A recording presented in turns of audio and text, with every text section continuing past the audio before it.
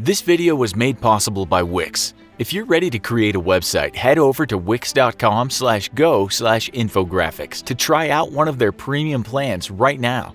Extreme food stories grab people's attention. Headlines like "Girl who ate only chicken nuggets for 15 years collapses" or "Woman died from drinking 10 liters of Coke a day" make you realize that it's not just what you eat, but also how much you eat that matters. As the headlines above suggest, some foods can be toxic or even fatal when consumed in large quantities, and not all of them are junk food. We'll discuss 5 potentially hazardous everyday foods in this episode of the Infographics Show. Regular foods you can overdose on. Number 5. Brazil nuts. Brazil nuts are a good source of selenium, which plays an important role in reproduction, thyroid function, and DNA production, according to one lifestyle blog. The problem is that you can easily overdose on selenium if you eat what many would consider to be a small amount of nuts. The National Institutes of Health, or NIH, Selenium Fact Sheet for Consumers states that Brazil nuts contain 68 to 91 micrograms of selenium per nut.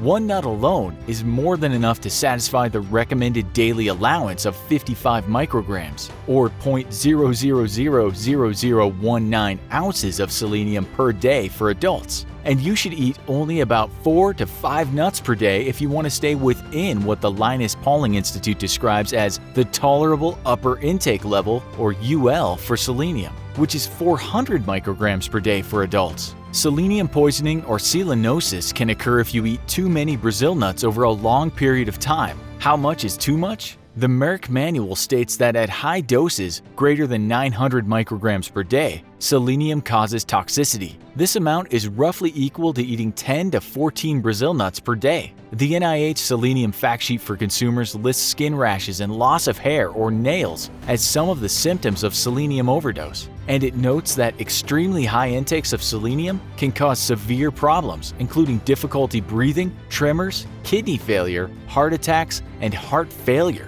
Number 4. Potatoes. Potatoes are one of the most widely consumed food crops in the world.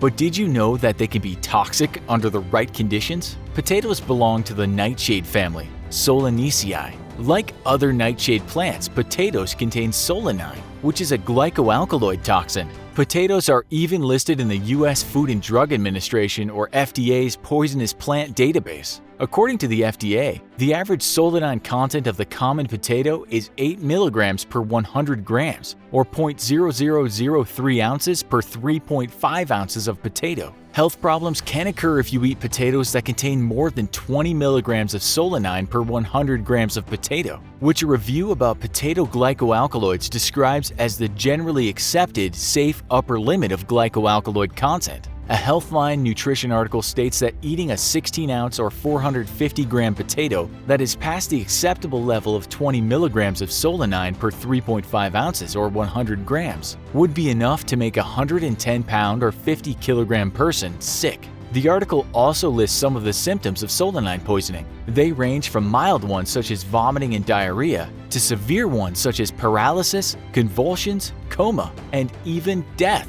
What can increase the amount of solanine in a potato is exposure to light, which also increases the production of chlorophyll and gives the potato a greenish hue. Many experts agree that green potatoes tend to contain a higher amount of solanine than ones that are not green. They also seem to agree that peeling green potatoes and boiling or cooking them in other ways does not significantly reduce the amount of solanine in them. What they can't agree on is what to do with partially green potatoes. Some experts say you can still eat the potato by cutting out the green parts, but others advise you not to take any chances and discard the entire potato. Bad taste is another indicator of high solanine content, whether or not the potato is green. According to the Hong Kong Center for Food Safety, or CFS, glycoalkaloid concentrations above 200 milligrams per kilogram, or 2.2 pounds, are associated with a bitter taste and a burning sensation in the throat and mouth. CFS speculates that this taste is probably part of the reason why deaths caused by solanine poisoning from potatoes are rare events. Number 3.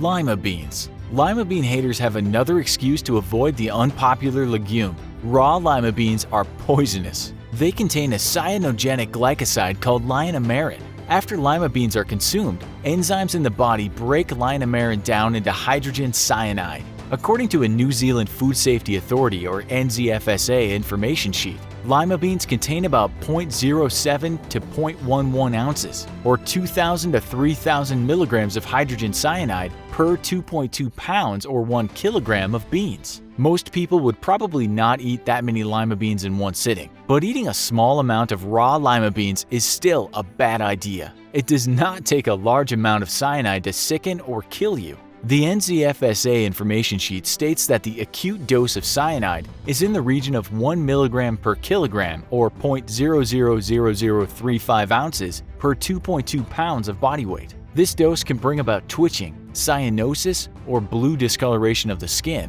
and other adverse health effects. A news article about cyanide poisoning gives a rough estimate that about half a gram or 0.018 ounces of ingested cyanide will kill a 160-pound or 72.57 kilogram adult. If you don't want to worry about being poisoned by linamarin in lima beans, you should thoroughly cook them. You should also eat lima beans grown in the United States. One news article notes that in the US there are restrictions about cyanide levels in commercially grown lima bean varieties. Number 2. Sugar. For most healthy people, eating too much sugar at one sitting is not fatal. It can cause what health websites call a sugar high followed by a sugar crash, as your pancreas goes into overdrive to send enough insulin to process the high amount of sugar in your blood. It can also cause significant body fat storage. However, it's possible to eat enough sugar at one sitting to kill yourself. According to one news report, 10.5 cups of sugar at once is enough to end the life of an 11-stone or 70-kilogram person.